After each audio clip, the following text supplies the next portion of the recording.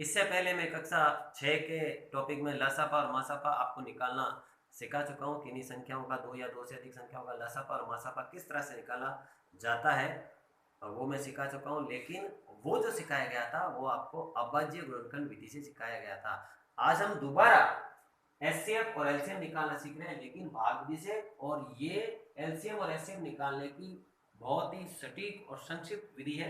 देखते हैं। सबसे पहले हम एचसीएफ निकालना सीख रहे हैं। देखिए हमारे पास तीन संख्याएं 18, 24 और 30। पहली शर्त, जितनी भी संख्याएं दे रखी है उन सबको बढ़ते हुए क्रम में जमाएंगे। देखिए 18 सबसे छोटा है, उससे बड़ा 24 है, उससे बड़ा 30 है। पहली शर्त ये। उसके बाद क्या करेंगे, सबसे छोटी संख्या का जस्ट बड़ी वाली संख्या में भाग देंगे। देखिए 18 एकम 18, कितना बचा 6। इस 6 का भाग अब इसमें देंगे। देखो इसको अंदर की रख लेंगे, 6 या 18, भाग पूरा। जैसे ही भाग पूरा हो जाएगा और जिस संख्या के कारण भाग पूरा है उस संख्या को अगली संख्या में भाग देंगे। देखिए 6 पंजे 30, भाग पूरा हुआ।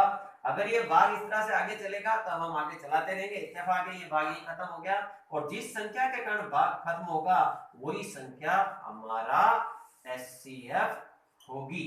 यानी 18, 24 और 30 का एचसीएफ क्या है, 6। अब यहां पर विशेष ध्यान देने वाली बात यह है कि 6 वह बड़ी से बड़ी संख्या है जिसका कि 18, 24 और 30 में पूरी तरह से भाग जा सकता है।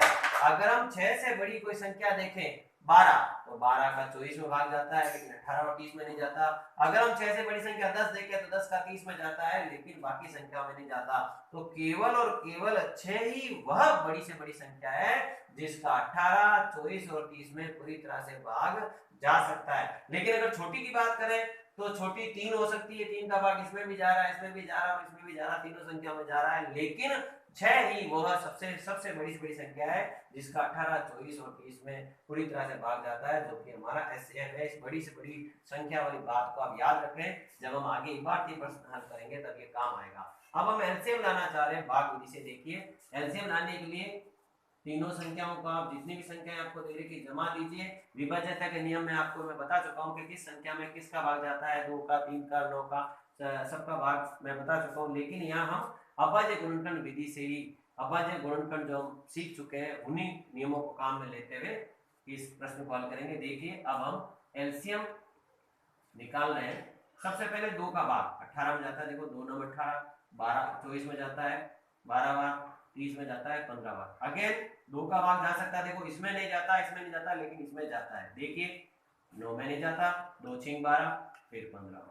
फिर 2 का भाग फिर अगेन जा सकता है, 9 में नहीं जाता, 2 3 6, 15 में नहीं जाता। अब 2 का भाग इन किसी भी संख्या में नहीं जाता, तब हम 3 का भाग देंगे। देखिए 3 का भाग दे रहे हैं, 3 3 9, 3 एकम 3 और 3 पंजे 15।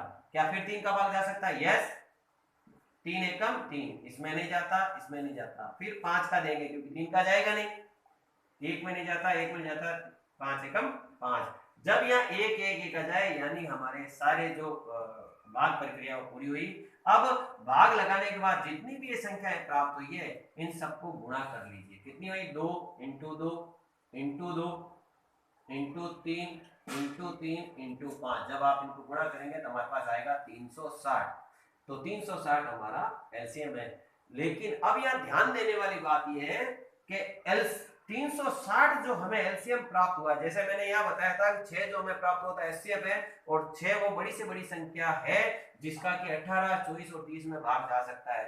तो यहाँ आपको ये ध्यान देना होगा कि 360 जो हमें प्राप्त हुआ वो हमारा एलसीएम तो है, लेकिन एक संकेत और करता है कि 360 वह छोटी से छोटी संख्या है जिसमें 18, 24 और 30 का पूरी तरह से भाग जा सकता है। अगर हम 360 से बाहर निकले तो 720 और आगे भी बहुत सारी संख्या होंगी जिसमें 18, 24 और 30 का भाग जाएगा। लेकिन मैं वापस रिपीट करता हूं मेरी बात को कि 360 एकमात्र वह छोटी से छोटी संख्या है जिसमें 18, 24 और 30 का भाग पूरी तरह से जाएगा। तो इस तरह से हमने देखा कि भाग विधि द्वारा हम एचसीएफ और एलसीएम किस तरह से ला सकते हैं।